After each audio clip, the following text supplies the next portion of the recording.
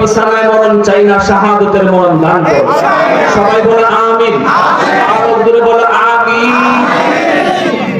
আমার ভাইরা বন্ধুরা, যুবক, আল্লাহ পাক রব্বুল আলামিন বলেন, আলা ইন্না আউলিয়া আল্লাহ লা খাউফুন আলাইহিম ওয়া লা হুম ইয়াহজানুন।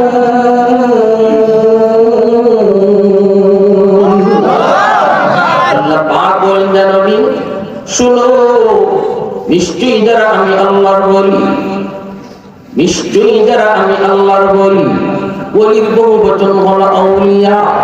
আল্লাহ বলেন, নিশ্চয়ই যারা আমার বলি, ওলির বাংলা হলো বন্ধু।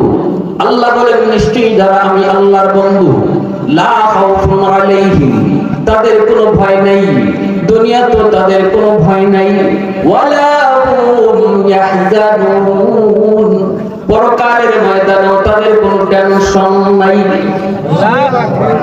আরেকটু জোরে করুন সুবহানাল্লাহ। আল্লাহ পাক রব্বুল আলামিন তিনি পরিষ্কার ঘোষণা দিয়ে দিলেন, রে যুবক, এই জমিনে তুমি আল্লাহর ওলি হও। আল্লাহর ওলি যদি নিজেরে বানাইতে পারো, বনতে পারো, তাহলে তোমার জীবনে কোনো ভয় নাই, তোমার জিন্দেগিতে কোনো ভয় ভীতি নাই, আখিরাতের জীবনেও তোমার কোনো টেনশন নাই। ভয় নাই, ভয় নাই কথাটার অর্থ হলো ভয় ভীতি আসবে না এমন নয়। ভয় ভীতি তোমার জিন্দেগিতে আসবে, দুশমনের হামলা তোমার উপরে আসবে, মুনাফিকদের মুনাফিকি নেফাক তোমার বিরুদ্ধে ষড়যন্ত্র করবে, অবশ্যই তোমার রোগ বালাইও আসবে, ছোট বড় বিপদ আসবে। কিন্তু আল্লাহ বলেন, ওই দুনিয়ার জমিনে যত আপদ বিপদ তোমার উপরে আসুক না কেন, কোনো টেনশন নাই, কোনো ভয় নাই, কারণ যদি তুমি আমার ওলি হতে পারো, তাহলে আমি আল্লাহ তোমার সাথে। কে আমাদের সাথে? একটু জোরে বলেন কে? পেরেশান ভয় ভীতি আসলে সমাধান করবেন কে? দুশমন যদি হামলা করে আমাকে সেভ করবেন কে? জোরে বলেন না কে?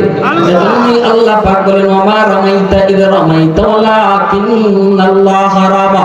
ও বন্ধু, বদরে তোমরা কেউ মারো নাই, বদরে তোমরা দাঁড়ায় ছিলা, মারছি তো আমি আল্লাহ, আঘাত করেছি আমি আল্লাহ, দুশমনকে আমি আল্লাহ নিজে আঘাত করেছি, আমি নিজেই যুদ্ধ করেছি। বদরে আল্লাহ বলতেছেন, আল্লাহ নিজে যুদ্ধ করেছেন। সুবহানাল্লাহ, জোরে বলেন, আরেকটু জোরে বলেন সুবহানাল্লাহ। এ যুবক, একটু নিজেরে বুঝাও, নিজেরে বুঝাও। আজকে দুশমন অনেক শক্তি নিয়ে মাঠে নামছে, পারমাণবিক বোমা আমেরিকার হাতে, নেটোর হাতে পারমাণবিক বোমা।